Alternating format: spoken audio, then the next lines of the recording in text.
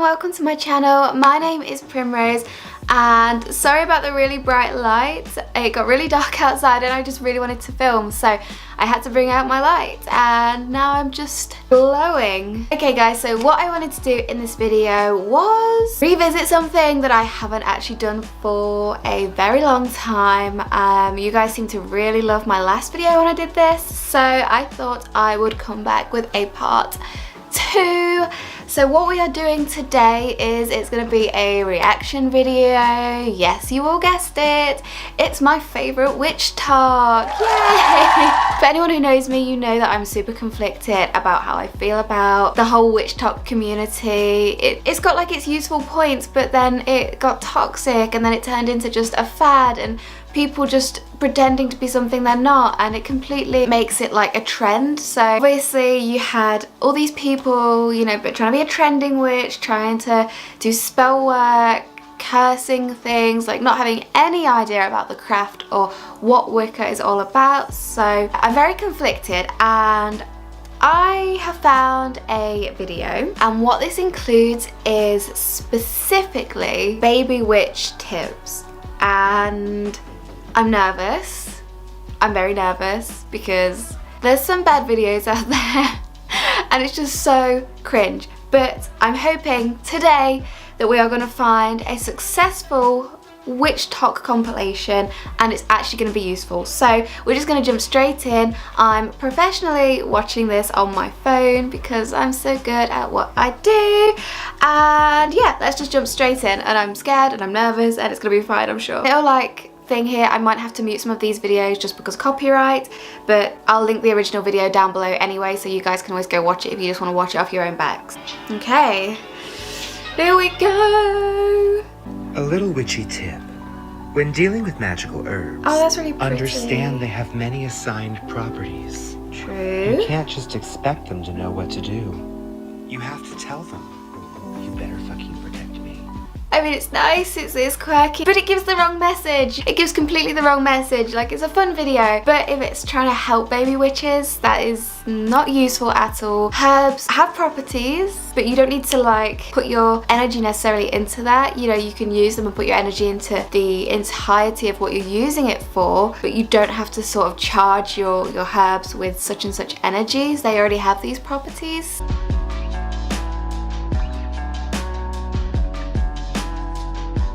I can't read what that says, so I don't know if that's any good or not. So far looks so cute though.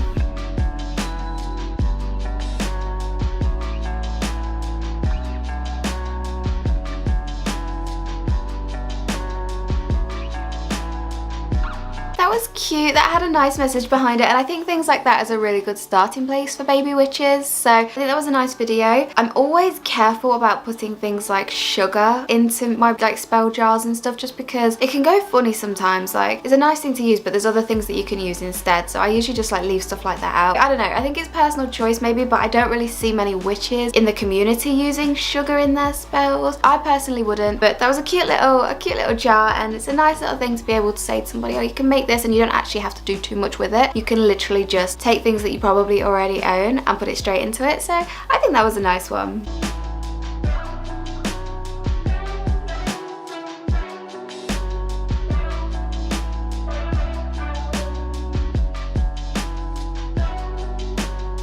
Okay, I do have something to say about this, and I know there is quite a division. Usually people saying you can't use sage, you know, it's cultural appropriation, and a lot of people I feel like try and gatekeep using certain things, but literally like at the end of the day, sage is a herb and you can't gatekeep that because it's cultural appropriation or other cultures use that.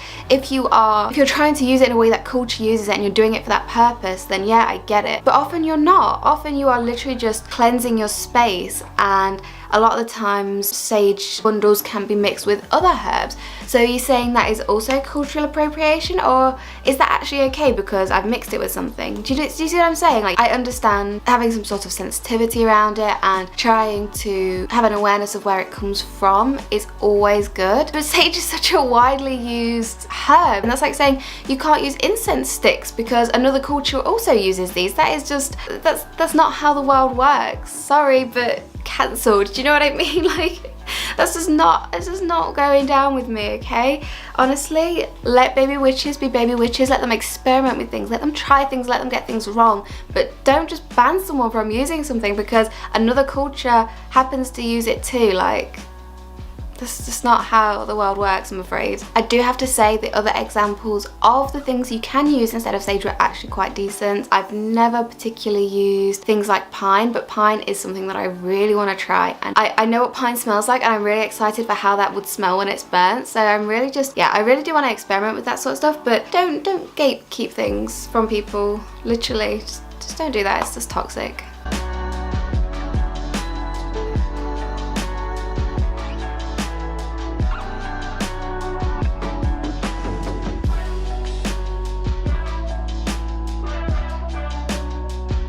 Okay, that I actually agree with. I've been learning quite a lot about manifestations and bringing that into my practice, and it's all about talking about things as if you already have it, as if it's already reality, and that is the key to manifestation. So saying other things, it already implants that doubt in your mind that you don't have it, or it's not achievable, or it's something that is unattainable to you, or you know, you're still clawing at it, and it's still that kind of like insecurity built up around what you're trying to achieve, rather than seeing yourself in that position and thinking, yeah, I'm already here, I'm already at this point, this is where I am supposed to be, this is what I need to be and where I'm at. Using those words takes almost like the power away from what you are saying, and manifestation is all about feeling that power, empowering yourself, saying you can achieve this, saying you can do this, and this is the kind of future you want to build for yourself.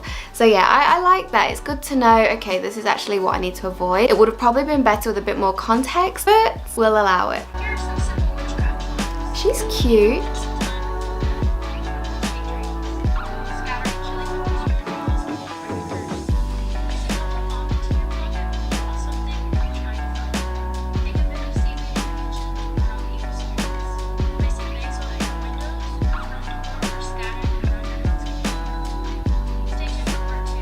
Okay, these things I've never actually heard of before. I don't know if they're more Americanized witch tips, because there are cultural differences. I know things like, for me, I always abide by the rosemary at the front door.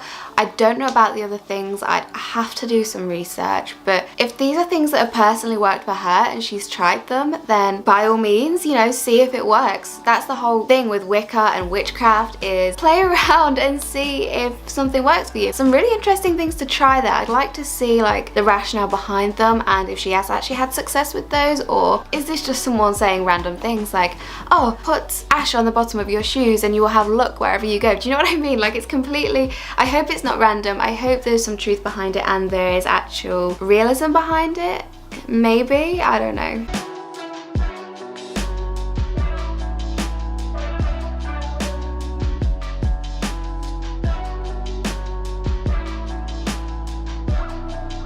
Okay, personally, I don't know if I agree with the whole roses in place of any other flower.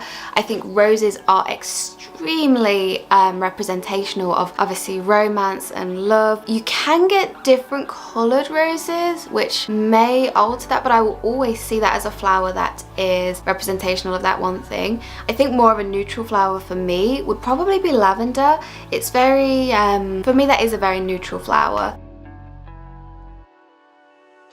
Clear quartz, using in place of anything else, it's a perfect neutral, and same for a white candle as well. You can do quite a lot with those.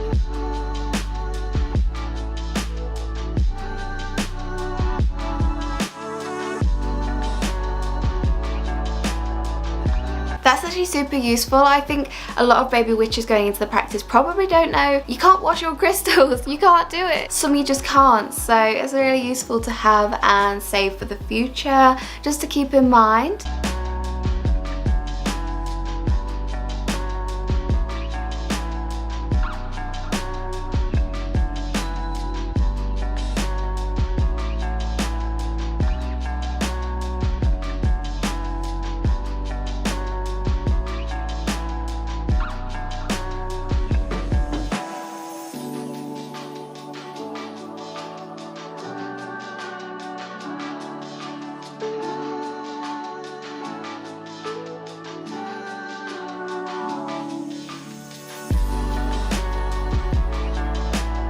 I thought that was a really fun video. I really liked how she did that. You know, it was fun, it got a message across, and yeah, it was just really nice and light-hearted. Like, you often don't see stuff like that, and I haven't worked that much with deities really. I can't really comment on that kind of feeling, but it was still fun. It was still like enjoyable, and like I say, it had that message and it got it across, so that was just, it was just nice.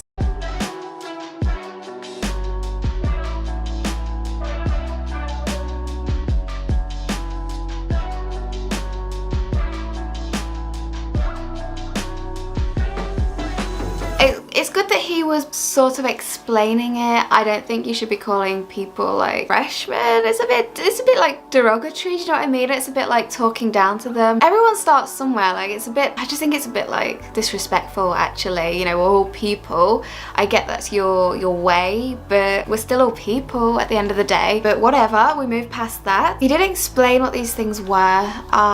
It all moved pretty fast, and I don't know if I completely agree with all of the explanations. I don't know, but then I feel like at the end he put something like, I'll show you how to do these. Like, you shouldn't, like, the way he's talking about it, it's very much like off the cuff, like it's done on a regular basis for him. Are you the kind of witch that wants to be putting that much hate out into the world?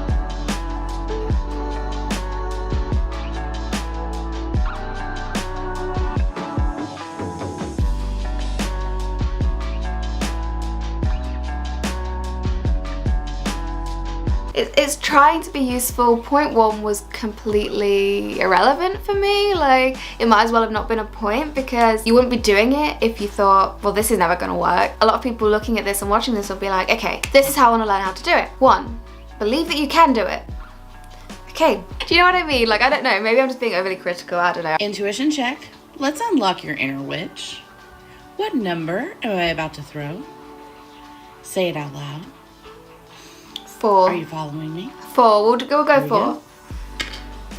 Ooh, did you guess 4? Yes? Did anyone else guess 4? I actually really enjoy things like this. I think it's super fun. I really like practicing in this way. I feel like it's really good to, like, I don't know, it's really good practice, I think, and it's a really good way for beginner witches to understand all about intuition, understand about prediction, and trusting that gut and trusting how it feels as a person in here. So yeah, I really love stuff like that, and you know, if you'd be interested in seeing some of that sort of stuff on my channel or on my Instagram, just let me know, because I'm totally down. I think they're super fun. So that was all the videos. Quite a short one today, guys. Yeah, it's hard to find that quality content or not so quality content. Maybe in my next video I will just go ahead and jump straight onto my TikTok and see what it brings me. So that is today's video.